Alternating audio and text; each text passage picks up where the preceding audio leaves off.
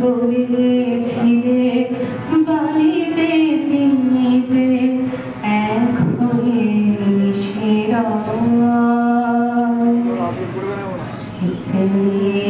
হয়ে চিনিটুকু নিয়ে বালিকে ছাড়তে হয়। তুমি বলেছিলে বালিতে চিনিতে এক হয়ে মিশে হয়ে চিনিটুকু নিয়ে বালিকে ছাড়তে হয়। তুমি বলেছিলে ব্যাকুলতা এলে ভগবান পাওয়া যায়। বলো গো ঠাকুর, সে ব্যাকুলতা জীব কি করে পায়?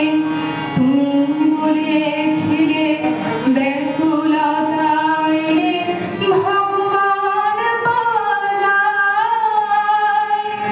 বলো গো ঠাকুর, সে ব্যাকুলতা জীব কি করে পায়? ব্যাকুলতা কিছু বুঝিনি আমি, ব্যাকুলতা কিছু বুঝিনি আমি, শুধু জানি দয়াময়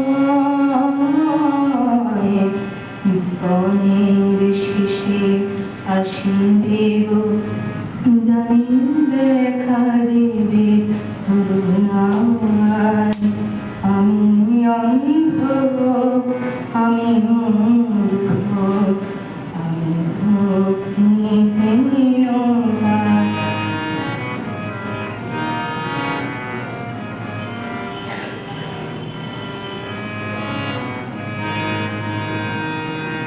দেখা দাও হে প্রাণের ঠাকুর, দেখা দাও করুণায়।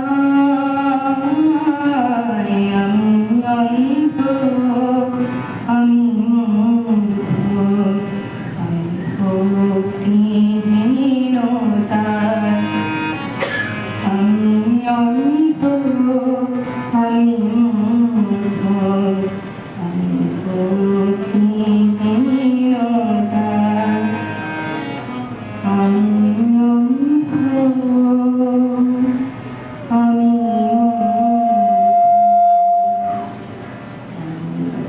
ভক্তিহীনতায়।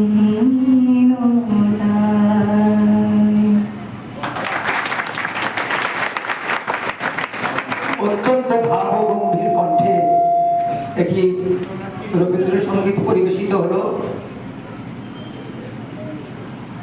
গুরু ভগিনী শ্রীয়তবাকে অসংখ্য ধন্যবাদ জ্ঞাপন করি। এখন আলোচনা রাখবেন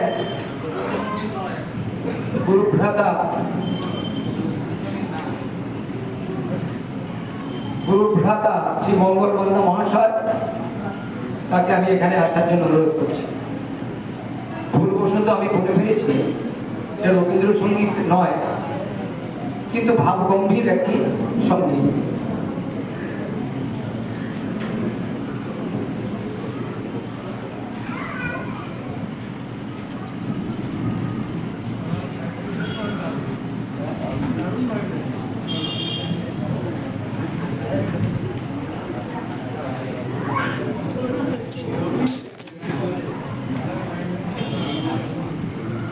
নাহং তিষ্ঠামি বৈকুণ্ঠে যোগিনাং হৃদয়েন চ মদ ভক্ত যত্র গায়ন্তি অহং তিষ্ঠামি নারদ।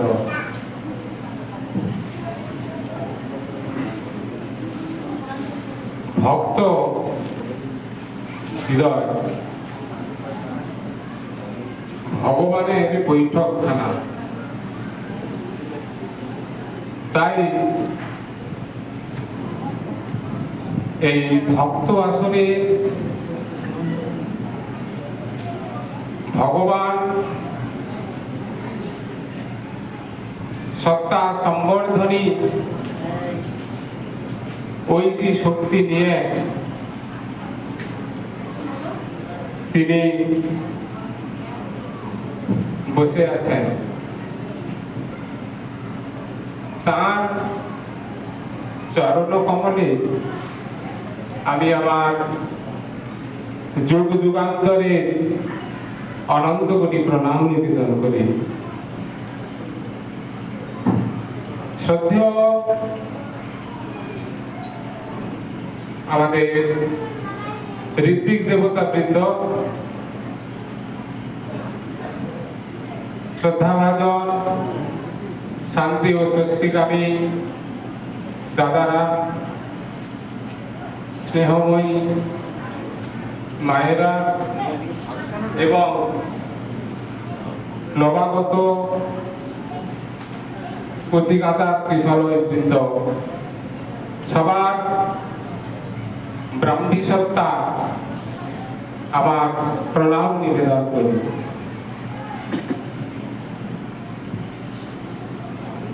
ঈশ্বরের প্রীতি আর আরাধনার তরে যে সকল কর্ম নরে অনুষ্ঠান করে, ইহা ভিন্ন অন্য কর্ম বন্ধন নিশ্চয়। ঈশ্বরের তরে কর্ম করহ ধনঞ্জয়। ভগবান মানুষ সৃষ্টি করেছেন এই সৃষ্টির শ্রেষ্ঠ জীব হিসেবে। সেই মানুষ যখন তার চরণে আশ্রিত থাকে, তখন তার জীবন সঞ্জীবনী হয়ে ওঠে। তখন তার জীবন হয় অমৃত হয়। সেই বরেণ্য ব্যক্তিত্বের স্মরণীয় কথা, বিধায়ক পুরুষের অমৃত বিধান আমরা সেই সকাল থেকে শ্রবণ করছি। বিভিন্ন সঙ্গীতের মধ্য দিয়ে, রথ উৎসবের মধ্য দিয়ে এই বর্ণাঢ্য অনুষ্ঠান আমাদের হৃদয়কে ভক্তিভাবে প্লাবিত করবে। সেই জন্য ঠাকুর বলছেন যে ঈশ্বরিত পরম বিধি, বিধি ধরে সিদ্ধি পায়, বিধির বিপরীত করলে কিন্তু আসে বিপদ পায় পায়। সেই জন্য ভগবান তিন শ্রেণীর মানুষকে কখনো ত্যাগ করেন না। ভগবান বলছেন, মত কথা বাচকম নিত্যম।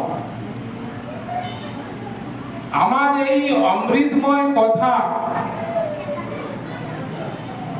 যারা প্রচার করে, যারা পাচন করে, তাদেরকে আমি কখনো ত্যাগ করি না। মত কথা শ্রবণে নিত্যম। আমার কথাকে যারা মন দিয়ে শোনে, গ্রহণ করে, পালন করে, আমি তাদেরকেও ত্যাগ করি না। মত কথা শ্রবণে নিত্যম। এই যে ভগবান, যিনি সর ঐশ্বর্যশালী, ঐশ্বর্য, বীর্য, যশ, শ্রী, জ্ঞান এবং বৈরাগ্যের অধিকারী তিনি। সেই জন্য ঠাকুর অনুকূল চন্দ্র আমাদের প্রথমেই বলছেন যে জীবনকে সার্থক করতে গেলে সৎগুরুর শরণাপন্ন হও, সৎ নাম মনন করো, আর সৎ সঙ্গের আশ্রয় গ্রহণ করো। আমি নিশ্চয়ই বলছি, তোমার উন্নয়নের জন্য তোমাকে ভাবতে হবে না। সেই জন্য আমাদের প্রথম এবং প্রধান দায়িত্ব এবং কর্তব্য তাকে আশ্রয় গ্রহণ করে তোলা। যুগ সমস্যার সমাধানে তিনি যে বার্তা নিয়ে এলেন, সেই বিধায়কের বাণী আমাদের একমাত্র পাথেয়। সেই জন্য ঠাকুর রামকৃষ্ণদেব স্বামী বিবেকানন্দকে বলেছিলেন, গুরু ধরতে হয় রে, গুরু ধরতে হয়। তখন বিবেকানন্দ বলছেন, কে গুরু? গুরু মানি না। তখন রামকৃষ্ণদেব বলছেন, তা বললে কি হয় রে? আবার বিবেকানন্দ বলছেন, গুরুকে। সঙ্গে সঙ্গে রামকৃষ্ণদেব তার পূজার একটা কমণ্ডল তুলে ধরে বলছেন, এটা কি দেখেছিস? বিবেকানন্দ বলছেন, এটা কমণ্ডল। আবার রামকৃষ্ণদেব জিজ্ঞেস করছেন, এটা কি দিয়ে তৈরি? বিবেকানন্দ উত্তর দিচ্ছেন, এটা তামা দিয়ে তৈরি। উপমার জুড়ি মেলা ভার। ঠাকুর কিভাবে উপমা দিয়ে বোঝাচ্ছেন।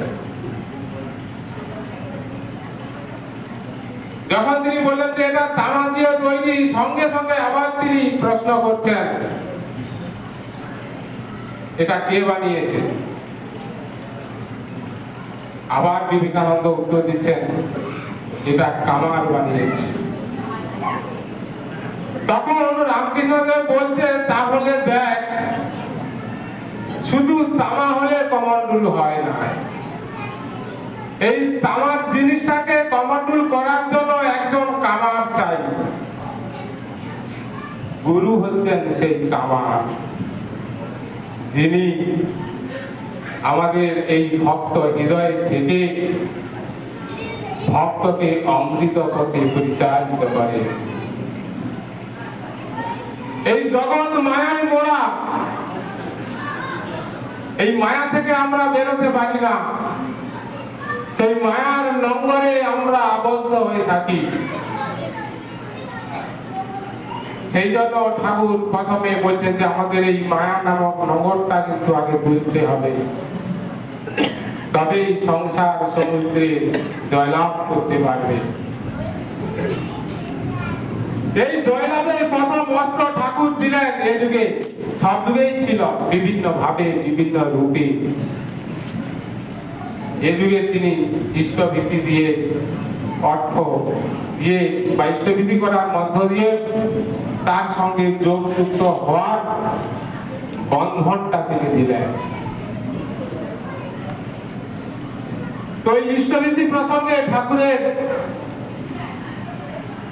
একজন লীলাবরীকর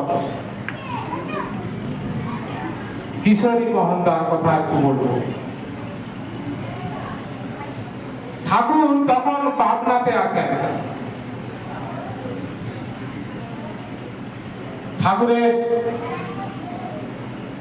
মানে প্রিয় বন্ধু যাকে বলা হয় আমাদের কিশোরী মহন্তা, সেই কিশোরী মহন্তাকে ঠাকুর ডাক্তার বলে ডাকতেন। আবার ডাক্তারও শ্রী শ্রী ঠাকুরকে ডাক্তার বলে ডাকতেন। একদিন খুব ভোরে ঠাকুর হাঁটতে হাঁটতে চলেছেন কিশোরী মহন্তার বাড়িতে। সকালে কিশোরী মন্দা ওঠার আগেই তিনি দরজায় টক্কর মারছেন, ডাক্তার ডাক্তার। এবারে বাইরে ঠাকুরের শব্দ শুনে কিশোরী মন্দার ঘুম ভেঙে যায়। ধড়ফড় করে উঠে তিনি দরজা খুলে দেখেন শ্রী শ্রী ঠাকুর। তখন তার শশব্যস্ত অবস্থা, কোথায় বসতে দেবেন, কি করবেন কিছুই যেন ঠিক করতে পারছেন না। তো দরজা খুলেই ঠাকুরকে বসতে বললেন যে এইখানে বসুন। সঙ্গে সঙ্গে ঠাকুর বলছেন, ডাক্তার মালপোয়া খাওয়াও, আমার মালপোয়া খাওয়ার খুব ইচ্ছে করছে। তখন তো ঠাকুর অবাক, ঠাকুরের দিকে এরকম ফ্যাল ফ্যাল করে তাকিয়ে আছেন। বলছে মালপোয়া খাওয়াবো, আমার হাতে তো একটাও পয়সা নেই, আমি কি করে মালপোয়া খাওয়াবো?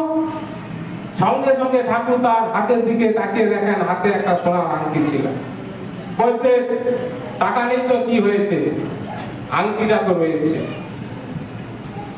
তখন সেই কিশোরী মন্দা কোনো বিচার বিশ্লেষণ না ভেবে তিনি সঙ্গে সঙ্গে সেই আংটিটা একজনের কাছে বন্ধক রেখে টাকা নিয়ে মালপোয়া সমস্ত উপকরণ নিয়ে বাড়িতে নিজে মালপোয়া বানিয়ে ঠাকুরকে খাওয়ালেন।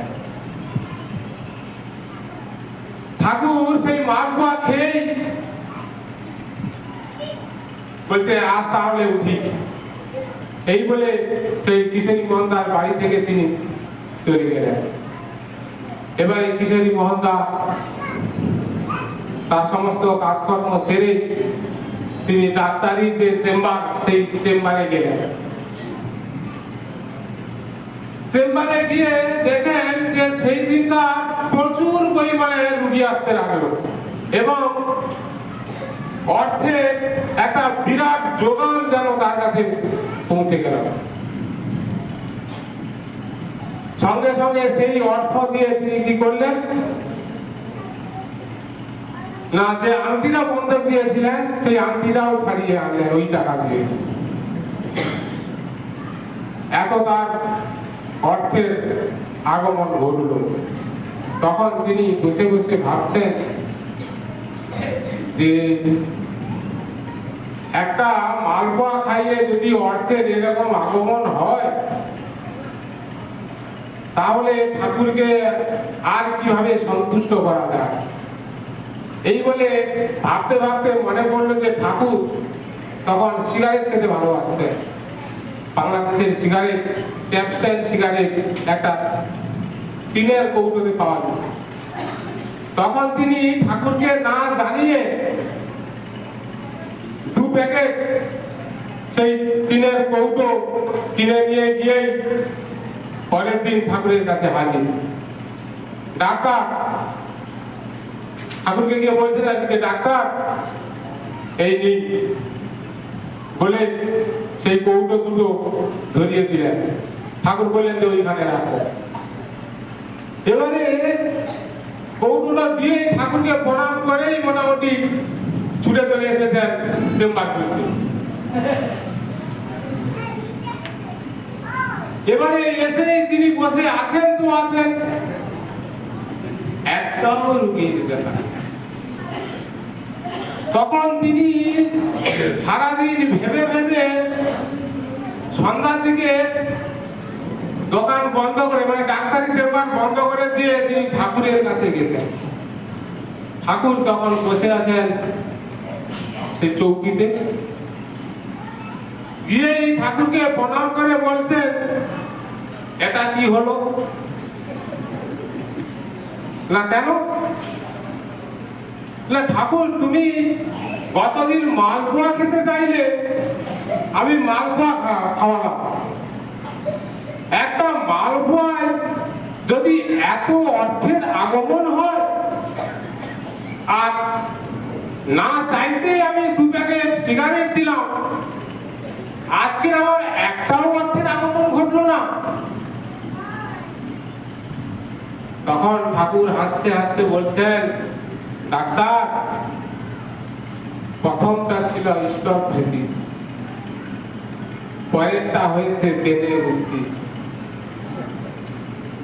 তো এই বেদে বুদ্ধি দিয়ে আমাদের প্রাপ্তি হয় না। আমাদের মধ্যে যদি সেই আন্তরিকতা থাকে, আমাদের মধ্যে সেই যদি ইচ্ছা থাকে, সেই ইষ্টের ইচ্ছায় আমরা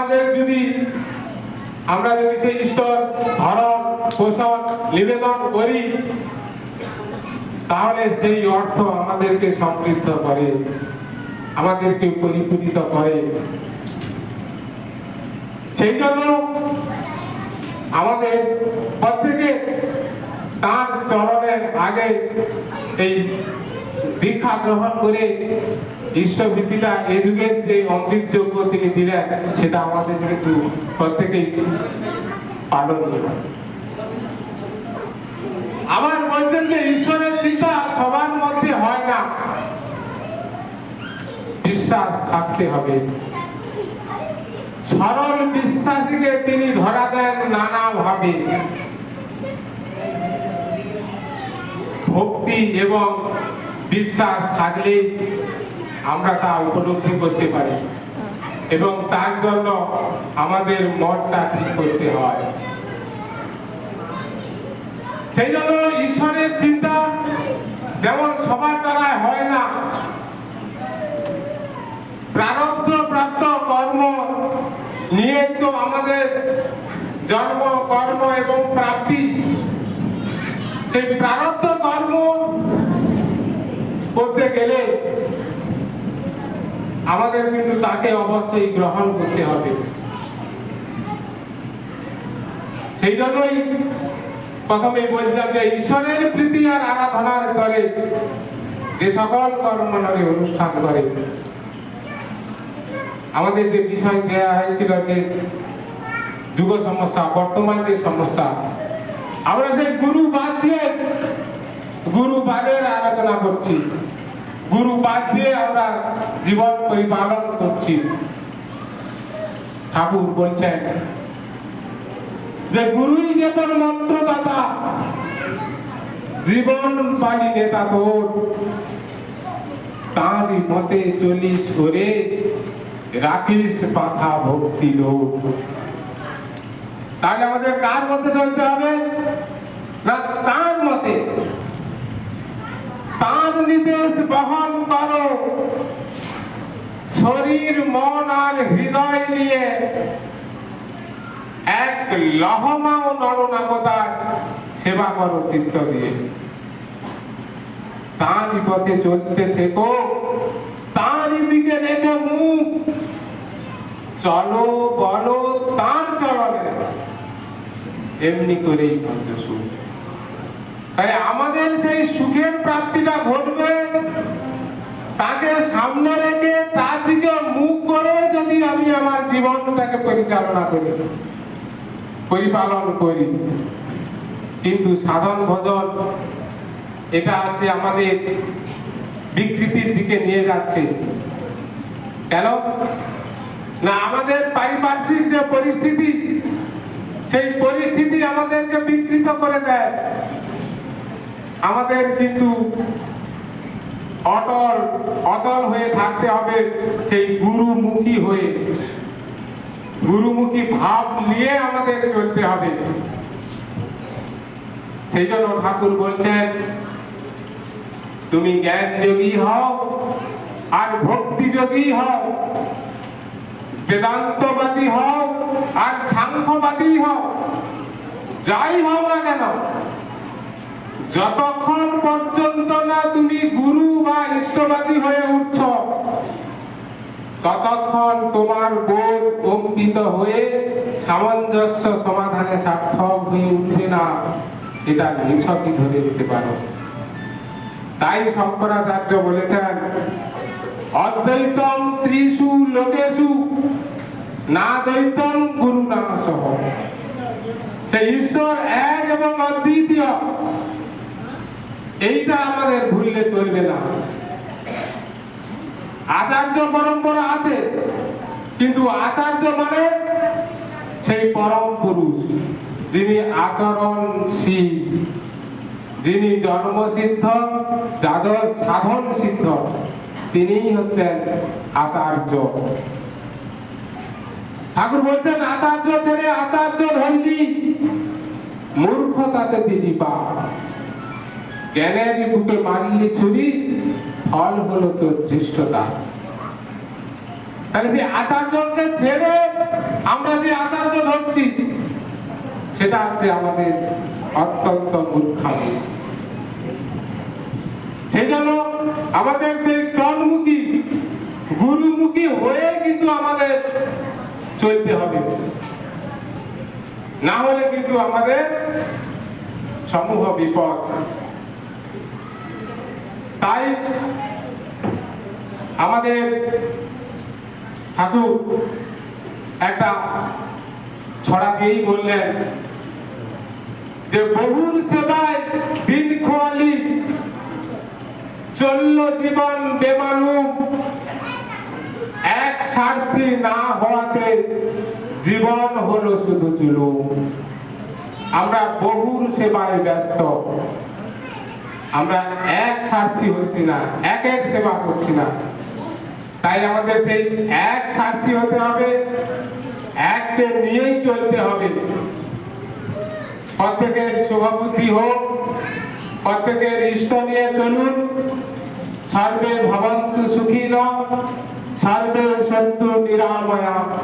সকলে সুখ ভোগ করুন, সকলে শান্তিময় জীবন পরিপালন করুন, সবাই ইষ্টকে নিয়ে চলুন। পরম পিতার চরণে সবার মঙ্গল কামনা করে এখানে আমার প্রেমময় প্রেম কথা শেষ করছি। বন্দে পুরুষোত্তম। অপূর্ব উদাহরণের সাহায্যে আমাদের গুরু ভ্রাতা শ্রী মঙ্গলবন্না মহাশয় বক্তব্য বিষয়ে আলোকপাত করেছেন। দুটি ভ্রম আমি একটু সংশোধন করে দিতে চাই। প্রথম ভ্রমটি আমার, শ্রীহদবা বন্দ্যোপাধ্যায় আমাদের গুরু ভগিনী যে গানটি পরিবেশন করেছিলেন, সেই গানটি রচনা এবং সুর দেওয়া স্বামী সর্বেশ্বরানন্দ পুরী, তিনি রামকৃষ্ণ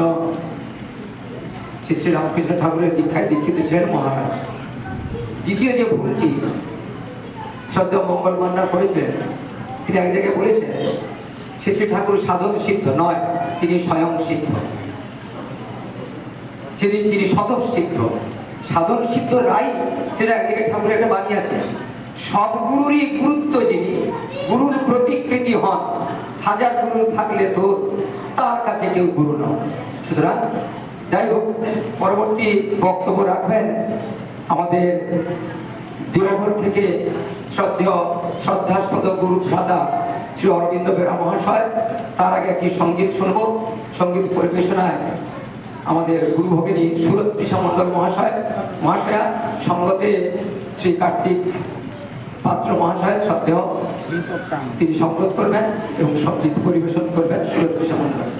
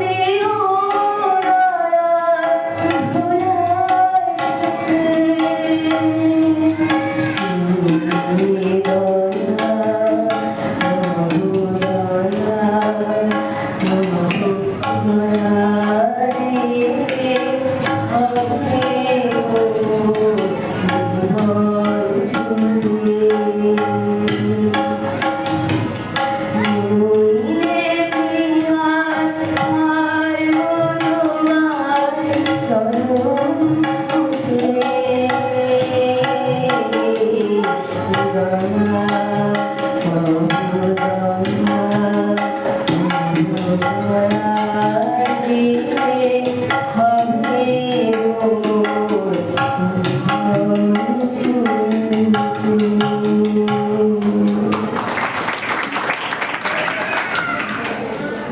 একটি ভাবগম্ভীর রবীন্দ্রসঙ্গীত পরিবেশিত হলো পরিবেশনায় সুরতৃষা মণ্ডল।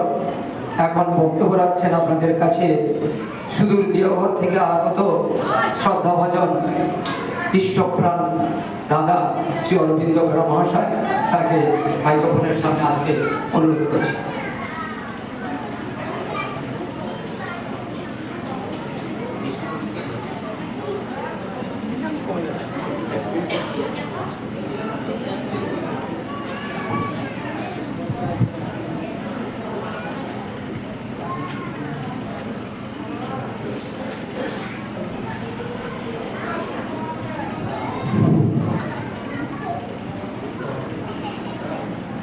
জয়গুরু। আমরা প্রায় রথোৎসবে যখন আসি, আগের বছরে এসেছি, এই রথোৎসবে আসার এটা কাল থেকে আমরা এসে অনেক আনন্দ উপভোগ করছি। দয়ালের চরণে প্রথম প্রণাম জানাই, আপনাদের যথাযোগ্য স্থানে প্রণাম, প্রীতি, ভালোবাসা করতে জানেন। এই রথোৎসবটা সৃষ্টি হয়েছিল অনেকদিন আগে। এক ভক্ত হৃদয়ের মনে প্রশ্ন এসেছিল, জীবননাথকে হেলায় ফেলে জগন্নাথকে দেখতে গেলি, জীবননাথকে যে জগন্নাথ অহংকারে না দেখতে গেল। এই জিনিসটা ভক্ত হৃদয়ের মধ্যে, ভক্ত হৃদয়ে একটা উদ্বেগ সৃষ্টি হয়েছিল। একটা তার ধারণা হয়েছিল, তবে আমার ঠাকুর তো তিনি তো জীবননাথ, তবে তিনি তো জীবন্ত জগন্নাথ, তো তার রথ কেন আমি করতে পারি না? তিনি হচ্ছেন এই আমাদের শ্রদ্ধেয় ঋত্বিক পরমেশ্বর পাল মহাশয়ের কথাই বলছি আমি। তো একদিন আমাকে বলছেন, আমি রাতে ঘুমাতে পারি না। একটা চিন্তা পেয়ে বসলো, কেন হবে না? নিশ্চয়ই হবে। তারপর দিন সকালবেলা গিয়ে ঠাকুরের কাছে নিবেদন করেছেন। তারপর তো জানেন সব খবরগুলো আপনারা পেয়েছেন। তিনি ঠাকুরের কাছে যেতে গেলেন যে আমি রথ চালাতে যে আপনার, তো ঠাকুর বললেন একবার বড় খোকাকে জিজ্ঞেস কর। বড়টাও তাতে ছায় দিতে পারলেন না, সে দৃঢ়তা নিয়ে বলতে পারলেন না। কিন্তু তিনি ঠাকুর কাছে বললেন, বলার পরে ঠাকুর বললেন তাহলে তুই যা, চালা। সেটাই আজকে আমরা দুদিন চালিয়ে আসছি, সবথেকে একটু বললাম। কিন্তু আজকে একটা নতুন জিনিস শুনলাম রথের ব্যাপারটায়। এই রথটা নাকি অনেকদিন আগে থেকেই চলতো। সেটা হচ্ছে জগন্নাথের রথ। বিহারী মন্ডল বলে একজন ছিলেন, এই মন্ডল বংশেরই সবাই পূর্বপুরুষ, তারাই চালাতেন।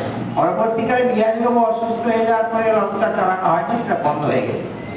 তারপরে বাবা যখন আসেন এখানে, অর্থাৎ পরমেশ্বরবাবু যখন আসেন, তিনি তখন বললেন তাকে এই রথটা দেওয়া হয়, যে আপনি তাহলে ঠাকুরের রথ চালান। তার কারণটা ছিল, তখন তারা সবাই দীক্ষিত হয়ে গেছে। আর বীরেন পান্ডাদা বলে যার তিনি ছিলেন তমলুকে, তিনি এসে এখানে শিক্ষাটা দিয়েছিলেন। তাহলে যখন বাবা প্রপোজাল দিলেন যে ঠাকুরের রথ চলবে, তখন তিনি রথটা চালাতেন। আর এদের আসল বিষয়ে আমি আসি। প্রথম কালকের মাতৃ সম্মেলনটা শুনেছিলাম খুব মনোযোগ দিয়ে। তাতে দেখলাম ঠাকুরের বিপ্লব, আমার চোখে ঠাকুর কিন্তু এক মহা বিপ্লব। এই বিপ্লব ছাড়া দেশের, জাতির, জগতের কোথাও উন্নতি হওয়ার সম্ভাবনা নেই। আর ঠাকুর যেটা ধরিয়েছেন যে সমস্যাটা, সেটা হচ্ছে মায়েদের বিপ্লবী হওয়া আগে দরকার, এটা আমার মনে হয়। কারণ ঠাকুর বলছেন নারী থেকেই জন্মের জাতি,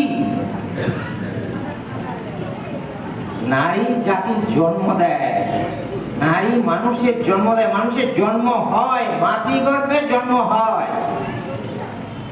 মায়ের খাওয়া, বলা, চলা, করা, তার সবটাই নির্ভর করে তার সন্তান কেমন হবে।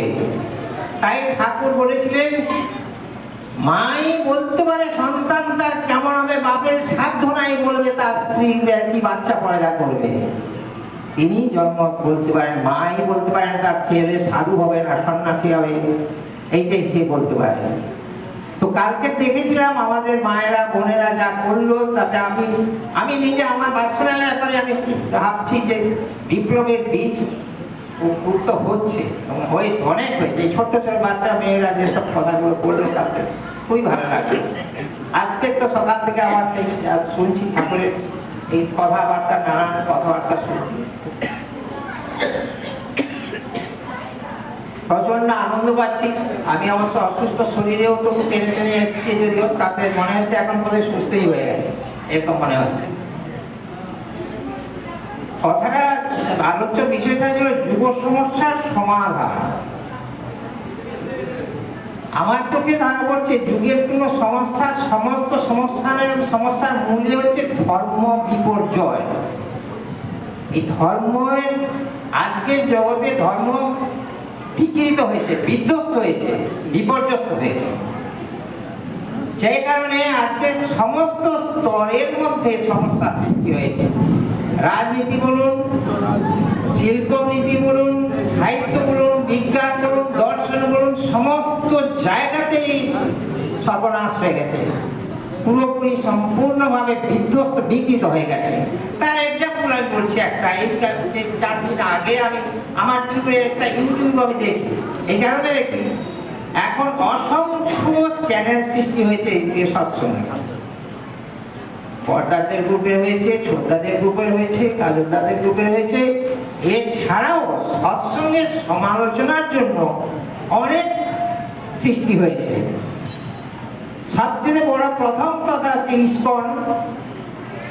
ইসকনের লোকেরা প্রচন্ডভাবে ঠাকুরের বিরোধী। এমনও একজন বলছে ঠাকুর একজন ব্যবসাদারকে দেখে মানুষের মুক্তি হওয়ার কোনো উপায় নেই, যদি হতে হয় তাহলে তার ইসকনের সঙ্গে তার সম্পর্ক যুক্ত হোক। আর মহাকাল বলে একজন যোগী, তিনি বলছেন আরে ঠাকুর অনুকূল জন্য ভগবান কি করতে হবে, জ্ঞানগঞ্জে যাও। তিনি জ্ঞানগঞ্জে, আমার যা ধারণা হয়েছে তিনি জ্ঞানগঞ্জে রেখে শিষ্য। 1000-1500 বছর যারা তপস্যায় বসে আছে হিমালয়ের বুকে, তাদের আমি জিজ্ঞাসা করেছি ঠাকুর অনুকূলচন্দ্র কি ভগবান?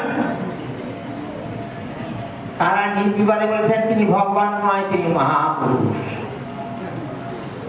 তো এটি আমার কতগুলো ধারণা হয়েছে। সে ধারণাগুলো এই সমালোচনা ধর্মজগতে সবসময় থাকবেই, এবং তার স্বচ্ছ ধারণাটা আনতে হলে, বুদ্ধিদীপ্ত ধারণাটা আনতে হলে তাকে আমাকে কি করতে হবে, তাহলে আমাকে পড়াশোনাটা করতে হবে। শ্রীকৃষ্ণ ভগবান, যারা বিশাল বক্ষ বিস্তার করে বলছেন শ্রীকৃষ্ণ ভগবান, তারা কেউ শ্রীকৃষ্ণকে দেখেছেন? তারা কেউ শ্রীকৃষ্ণকে দেখেছেন? দেখেননি। কি করেছেন? ব্যাসদেবের রচিত শ্রীমদ ভাগবত গীতা পাঠ করেছেন, শ্রীকৃষ্ণের দেওয়া গীতা পড়েছে, এই পর্যন্ত। তাতে কি হয়েছে? তাদের ভাবের উন্মেষ এসে গেছে। ভাবাবেগে বলছে তুমি কৃষ্ণ, তুমি ভগবান, তুমি সব দিতে পারো। এটা একটা ভাব, একটা আবেগ। শ্রীরামচন্দ্রের বেলাও তাই আবেগ। এখন বর্তমান যুগে দাঁড়িয়েছে বাগেশ্বর শাস্ত্রী। তিনি কি? তিনি বজরঙ্গীর শিষ্য। তিনি এখন চারদিকে অলৌকিকতা ছড়িয়ে বেড়াচ্ছে। কিরকম? আপনি গেছেন তার কাছে, আপনাকে কোনো কথা বলতে হবে, শুধু আপনি নামটা বলবেন। এবারে আপনার মুখের মধ্যে কি চিন্তা হচ্ছে তিনি আপনাকে কাগজে দেখিয়ে দিলেন। এটাকে বলে টেলিপ্যাথি। আমরা কিন্তু মূর্খের দল। আমরা কিরকম মূর্খের দল? আমরা অলৌকিকবাদের পিছনে ছুটে বেড়াচ্ছি। আমরা অলৌকিকবাদকে যতটা ধর্ম বলে মনে করি, যতটা ঈশ্বরত্ব মনে করি, স্বয়ং ভগবান আমার কাছে বসে থাকলেও ততটা মনে করি না। কারণ তিনি আমাকে অলৌকিক দেখাইতে পারছেন। আমার চাকরি হয়নি, যা চাকরিটা হয়ে যাবে, আমার চাকরিটা হয়ে গেছে।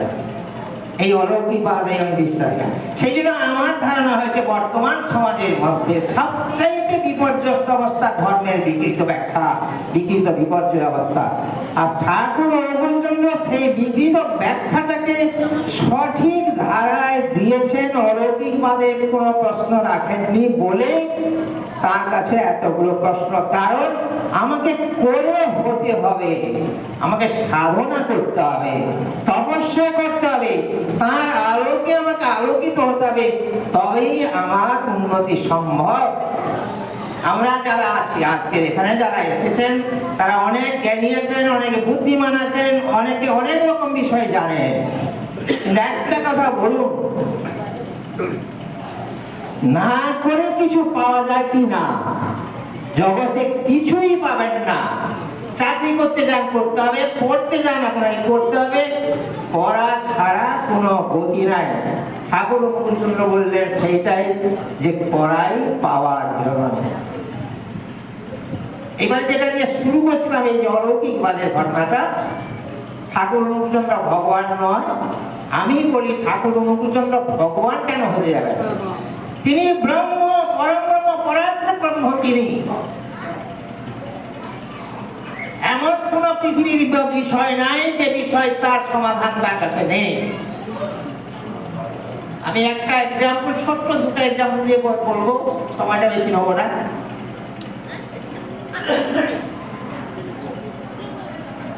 ঠাকুর শ্রীকৃষ্ণ বলছেন, গীতায় কি বলছেন?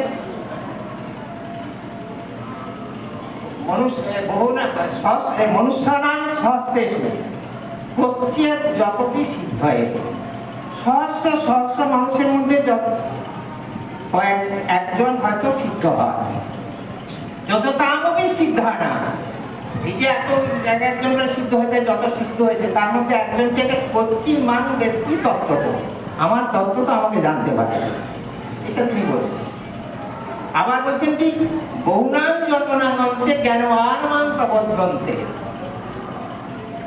বাসুদেব সর্বম ইতি সমাহাত্মা সুদুল্য। বাসুদেব মানে শ্রীকৃষ্ণ। তিনি কি বলছেন?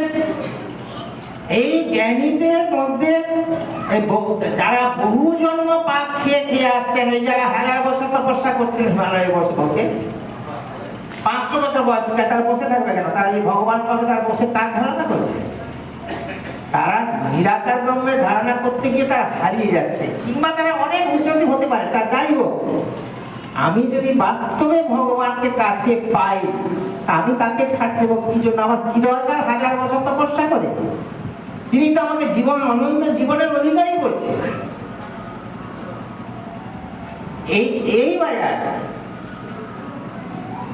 ঠাকুর অনুকূলচন্দ্র বলছেন, তোমাকে কোনো অলৌকিকবাদে যেতে হবে না, কিছুই করতে হবে না, সাধন ভজন তপস্যা আমি যা বলি তুমি তাই করো। শ্রীকৃষ্ণ তাই বললেন, মনমনা ভগবান ভক্ত মজ্জানি নমস্ত সর্বধর্ম পরিত্যাজ্য মামেকং শরণং ব্রজ। তাই হবে। এইবারে আরেকটা কথা বলি, তিনি বলছেন আমি সর্ব ঘটে আছি। শ্রীকৃষ্ণ গীতায় বলছেন, 9ম অধ্যায় 10ম অধ্যায় যদি পড়েন, যারা পড়েন দেখবেন, এমন জগতের যা কিছু সব কিছুরই পিতা আমি, জগৎ পিতা আমি। কিন্তু একটা তত্ত্বগত হয়ে গেল। কি প্রমাণ দেখিয়েছেন? একমাত্র অর্জুনকে দেখেছেন, অর্জুনকে যদি বিশ্বরূপ দেখিয়েছেন। বিশ্বরূপের আমরা চেহারা কি দেখি? স্বয়ং শ্রীকৃষ্ণ তিনি বিরাট ভগবানের রূপ নিয়েছেন, তার মধ্য দিয়ে সমস্ত মানুষ মরছে বাড়ছে, তিনি বলছেন সবকিছুকে মেরে রেখেছি, তুমি দেখো এটা। আমি ভাবি এটা তার দিব্য দৃষ্টিতে। শ্রীকৃষ্ণ যখন বললেন অর্জুনকে, তোমাকে দিব্য দৃষ্টি দিচ্ছি, তোমার এই সাধারণ চোখে তুমি দেখতে পাবে না, এই দিব্য দৃষ্টি দিচ্ছি, তুমি দেখো। তিনি কি দেখেছিলেন? তিনি দেখেছিলেন কেমন করে বিশ্ব ব্রহ্মাণ্ড সেই মহান ব্রহ্ম থেকে সৃষ্টি হচ্ছে এবং সৃষ্টি স্থিতি লয় করা হচ্ছে, সেইটাই দেখিয়েছিলেন। কিন্তু সর্বঘটে যে তিনি আছেন, বাস্তব রূপটা শ্রীকৃষ্ণের কোথায়? এইখানে আমার একটা কথা মনে হয়, ঠাকুর বললেন এতদিন যা চলেছে সেটা উপক্রমণিকা, এখন আমি যা দিচ্ছি সেটা অধ্যায়। উপক্রমণিকা মানে একটা জিস্ট। ঠাকুর শ্রীকৃষ্ণ দেখাননি কাউকে, ঠাকুর অনুচন্দ্র দেখেছেন। তিনি বলছেন, আমি ক্ষিতি তেজ মরুদ বোম, আমি সোহম পুরুষ, আমি সোহম পরমাত্মা, আমি সোহম স্রোত সবধারা, আমি সেই অনামী পুরুষ। তার প্রমাণ, ঘোড়ার গাড়িতে যাচ্ছেন, ঘোড়ার পিঠে চাবুক করেছেন, তার পিঠে চাবুক করেছে। একটা গরু গলায় দড়ি দিয়ে পড়েছে, তার গলার দাঁতটা ঠাকুরের গলায় দিয়ে পড়েছে। একটা ডাব গাছের ডাব গাছটা কাটা হয়েছে, সেটা ঠাকুর যেখানে খেতেন, যদি আপনারা অনেকে দেখেন হয়তো দেখবেন, যেটা মেমোরিয়া হয়ে আছে। পাশে বরাবর রান্না করছিলেন, পাশে ঠাকুর বসতেন, গাছ গাছ একটা ছিল। সেই গাছ গাছটা হতো কি, বাতাস এলে ফুলগুলো গিয়ে পড়তো, শুকনো পাতাগুলো ঝরে যেত। তো আমার বড় মা অনেকদিন ভাবছে কাটবো, কিন্তু ভয়ে কাটছে না, ঠাকুর দেখতে পাবেন। তো সেদিন ঠাকুর বেরিয়ে গেছেন, ধীরেন মুক্ত ছিলেন, তাকে যে গাছটা কাটিয়ে দিয়েছে। তারপরে ঠাকুর বলছেন, বড় তুমি কি করলে, আমার হাতটা কেটে দিলে তো। এই যে তার যে বলা, আমি সর্বজীবের আছি, সর্বঘটে আছি, সর্ব আত্মায় আমি বিরাজমান, আমি সেই বিশ্বাসটা, তার প্রমাণ তিনি দেখিয়ে দিলেন। বাস্তবে সবাইকে দেখিয়ে দিতেন। এইটাই হচ্ছে অধ্যায়। তিনি উন্মুক্ত করে দিয়ে সবকিছুকে উন্মুক্ত করে দিয়েছেন, কোথাও আটকে রাখেনি। বলছেন, এবার আমি স্বর্গের সিঁড়ি বাঁধলাম। স্বর্গে যাওয়ার জন্য আগে সিঁড়ি ছিল না, আমি এখন সিঁড়ি করে দিলাম। এই সিঁড়িটা কি, আমি যে নাম দিয়েছি, এই নামটা তোমরা ঠিক মতো জপ করো, ঠিক মতো দীক্ষার অনুশীলন করো, দেখবে তোমাদের ভগবান পেতে হবে না, তোমরা সবাই ভগবান হও। তাই বলেন, অর্থ মান যশ ইত্যাদি পাওয়ার আশায় তোমরা কেউ ভক্ত হও না, আমাকে ঠাকুর সাজিয়ে ভক্ত হও না। তোমার নিজের মধ্যে যদি ঠাকুরত্ব না থাকে, কেউ তোমার কেন্দ্র নয়, ঠাকুর নয়, ফাঁকি দিলেই পেতে হবে তা। আমরা ফাঁকির কাজটাই বেশি করে করি, কারণ আমরা যদি দেখতে যাই, অনুশীলন যেটা করতে হবে, তার আদেশটা যদি মানতে হয়, আমাদের বৃত্তি প্রবৃত্তিগুলোকে বলি দিতে হবে, সেটা আমরা পারি না। আমার মধ্যে কাম, ক্রোধ, লোভ, মোহ, কর্মাশ্চর্য এত প্রমিনেন্ট হয়, সেখানে নিশ্চয় আমার গৌণ হয়ে যায়। এই আগে আমার বলেছিল অতনু ভাই মঙ্গল, এরা যে সমস্ত কথাগুলো বলেছিল, অত্যন্ত দামি কথা আপনাদের কাছে বলেছেন। ব্যক্তিগত জীবনে, বাস্তব জীবনে অনুশীলন করে পেতে হবে। তাই ঠাকুরের ডু টু বি, বড় হওয়ার জন্য, বি টু হ্যাভ, হও পাওয়ার জন্য, করো হও পাও। তার জন্য কি করতে হবে, আমাকে তুমি তোমার সর্বসত্তা দিয়ে, সর্বসত্তায় যাদের তুমি, তারাই উপভোগ করে তোমাকে। তুমি যদি আমাকে উপভোগ করতে চাও, তবে সর্বসত্তা দিয়ে তুমি আমাকে মেনে চলো, তবে তুমি দেখবে ভগবান কি, কোথায়, তোমার মধ্যে কেমন করে আমি আছি, তুমি দেখতে পাবে। এই ছিল তার কথা। এই আজকের আমরা যারা এসেছি, আরেকটা কথা বলি, অনেক তার বলা তো শেষ করা যাবে না, আর অতক্ষণ দাঁড়াবার কোনো ক্ষমতা আমার নেই, অবশ্যই দাঁড়িয়েছে একটু করেছি। আরেকটা জিনিস বলি, আমরা কৃষ্টি পর্ষদের মেম্বাররা একত্র হয়েছে, যারা দীক্ষা নিয়েছি আমরা কৃষ্টি পর্ষদের মেম্বার। কৃষ্টি পর্ষদ হলো কেন, আমরা ঠাকুরকে অবিকৃত ভাবে প্রতিষ্ঠিত করার জন্য আমরা শপথ নিয়ে এটা করেছি। যার অনুপ্রেরণায় আমরা কৃষ্টি পর্ষদের মেম্বার হয়েছি, তিনি স্বর্গীয় পরমেশ্বর পাল। তার যদি ব্যক্তি জীবন আমরা আলোচনা করি, দেখতে পাবো তিনি একজন ফ্রিডম ফাইটার ছিলেন। ফ্রিডম ফাইটার শুধু তাই নয়, পূর্বী মুখোপাধ্যায়, অজয় মুখার্জি, সুশীল ধারা এদের কলিগ ছিলেন পলিটিক্যাল লাইফে। তিনি ইচ্ছা করে অনেক বড় মন্ত্রী হতে পারতেন, রাজ্যপাল হতে পারতেন, তার সে যোগ্যতা ছিল, কিন্তু তিনি তা করেন, ঠাকুরের কাছে গেছেন। ঠাকুরকে ধরেছেন, ঠাকুরকে পেয়েছেন, এবং তিনি বুঝেছিলেন যে ঠাকুর একমাত্র পরম পুরুষ, যিনি তাঁকে সমস্ত, শুধু তাঁকে নয়, সারা বিশ্ব ব্রহ্মাণ্ডকে, সারা বিশ্বকে, শুধু ভারতবর্ষে নয়, সারা বিশ্বকে পথ দেখাতে পারে।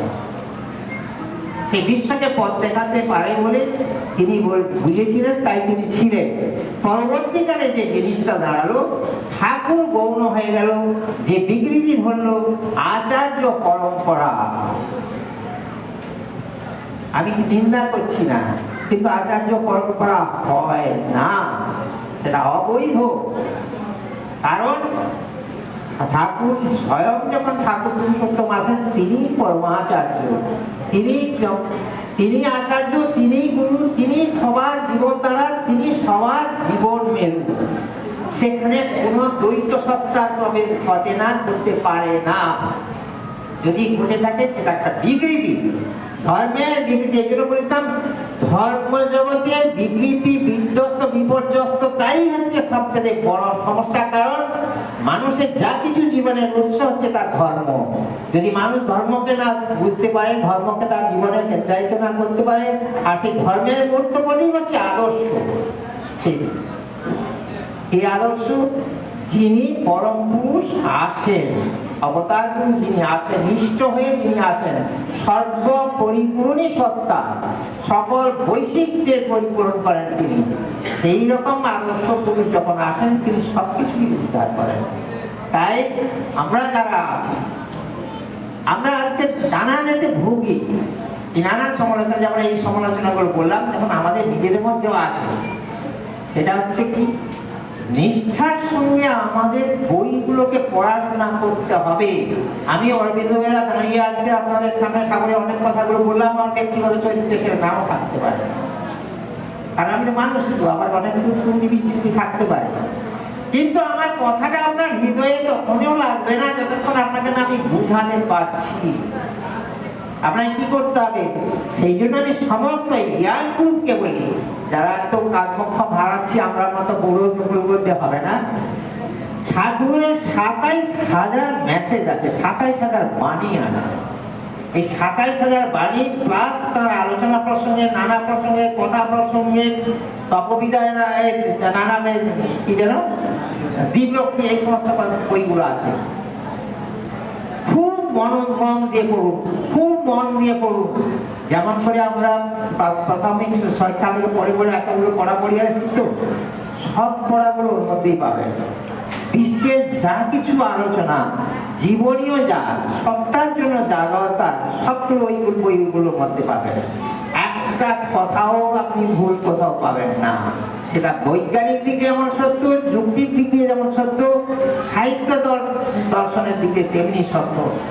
তিনি অ্যাপ্লাইড সায়েন্স, জীবন্ত সায়েন্স। তাই ঠাকুর বলছেন, জীবন্ত বেদকে বাদ দিয়ে যারা বেদের জাবর কাটে, তারা বাস্তবে সমস্ত কিছু থেকে বঞ্চিত হয়। জীবন্ত বেদ কে? জীবন্ত বেদ তোমার কাছে মূর্ত ঈশ্বর, যিনি তোমার কাছে জীবন্ত বেদ। ঠাকুর বলছেন, পুরুষোত্তম যখন আছেন, ইষ্ট হয়ে পুরুষ যখন আসেন, তিনি হচ্ছে সে বেদান্ত। তিনি বেদান্ত, তিনি তিনি উপনিষদ, তিনি গীতা, তিনি বাইবেল, তিনি কোরআন। ঠাকুর এক জায়গায় বলছেন, আমি সব কিছু, কোটি কোটি দেবতা, ইন্দ্র বলুন, ইন্দ্র, চন্দ্র, বায়ু বলুন, সবই আমি হয়েছিলাম, আমি হয়েছি। কোটি কোটি তারকা আমার আরতি করে। আমি সব, সেই সব যে পুরুষ, সেই পুরুষকে আমরা জানতে পাই। আমরা যখন হাতের কাছে পেয়েছি, যেটা পেয়েও আমরা কিছু করতে পারছি না, কারণটা কি? দীক্ষা নিলে ঠাকুর বলছেন, দীক্ষা দক্ষতা আনে, প্রীতি দীপ্ত করে পাড়ার, কুৎকুশলী অনুশীলনে প্রীতি তীর্থে করায় স্নান। এই ভাষা দুটোকে দেখবেন ভালো করে। দীক্ষায় দক্ষতা আনে, প্রীতি দীপ্ত করে প্রাণ, কুৎকুশলী অনুশীলনে প্রীতি তীর্থে করায় স্নান। তাহলে দীক্ষায় দক্ষতা আনে, কি করে দক্ষতা হই? আমরা দক্ষ হই। আমরা বলছে দীক্ষা মানে গুরুর কাছে তার মন্ত্র নেওয়া। যে সৎনাম তিনি নিয়ে আসেন, এই নামকে যা যদি পাও, এই নামের অনুশীলন করো। যেভাবে বলা আছে তার নামটাকে করা, তার সাধন মতন তপস্যা ঠিক মতো করো। এই যে আমরা প্রার্থনার শেষে যে ধ্বনিগুলো দিই, দেখায় থাকি বৈষ্ণবী প্রত্যেক সন্ধ্যা প্রার্থনা অভিজ্ঞতাতে কর্মনিপুণ শক্তি পাবি বর্তমান। এই যে শব্দ যতগুলো আছে সবগুলো কিন্তু এই সাধনার জিষ্ট, একটা সাধনার জিষ্ট আমার তো ধারণা আছে। সেই জন্যই দীক্ষা যখন আমরা নিই, গুরুকে যখন ভালোবাসি, এই যে আমরা আজকে গুরু মায়েরা, গুরু ভাতারা, ভৌমিরাও জায়গা এসেছি, আজকে আমরা কিন্তু সবাই সবাইকে ভালোবাসছি, প্রত্যেকের উপরে প্রত্যেকের একটা টান। সকালবেলা আমি যখন চান করতে যাবো, এক মা বলছেন আপনাকে গরম করে দেবো। এই তখন ভাবছিলাম যে কি কি ভালোবাসা, কি প্রীতি, কি প্রেমের মধ্যে এসেছে। ঠাকুর বললেন, ঠাকুর কি বলছেন, নিঃস্বার্থ প্রেম, নিঃস্বার্থ ভালোবাসা তোমাকে ভগবানে উত্তরণ করাতে পারে, তুমি যদি নিঃস্বার্থ ভালোবাসো। আর কি বললেন, একটা মানুষ যেন না বলতে পারে সমাজের বুকে আমি অসহায়, অর্থহীন, আমি নিরাশ্রয়, বরং মুখ ফুলিয়ে বলতে পারে সবাই আমার, আমি সবাই। এই হলে তবেই তাকে ধরা সার্থক, তবেই তাকে ধরা সার্থক এবং তার কথা বলাও সার্থক। আসুন আজকের আমরা যারা আছি, এখনো বলছি আপনারা সবাই ঠাকুরের বইগুলোকে পড়ুন। তার তিনি যে সর্বগত, তার সমস্ত সমাধানই তার বুদ্ধি যে তার কাছে আছে, তার কাছে আছে, সেটা আপনারা জানুন, নিজেরা পড়ুন, বুঝুন, হৃদয়ঙ্গম করুন, আর তাকে তার মানে আদেশ মতো ধ্যান ধারণা করুন, নিজেরাই বুঝতে পারবেন তিনি কে। সেই জন্য শেষের সবার শেষে বলি, শেষ করি, সময় তো হয়ে যাচ্ছে, আমি বুঝতে পারি না, বলে যাচ্ছি। সবাই ভালো থাকুন, সবার মঙ্গল হোক। যারা এখানকার উদ্যোক্তা তাদেরকে ধন্যবাদ জানাই, খুবই ভালো করেছেন। এই পর্যন্ত পরম পিতার আতুল চরণে প্রার্থনা জানাই, সবাই স্বস্তি, শান্তি, মঙ্গলের অধিকারী হন, ঠাকুরকে নিয়ে চলুন, ঠাকুরের সত্তাকে উপযোগ করুন, নিজেরা দীপ্তিমান হয়ে উঠুন, সবাই যেন আমাকে আপনাকে দেখে চিনতে পারে আমার ঠাকুর এই। বন্দে পুরুষোত্তম, বন্দে পুরুষোত্তম।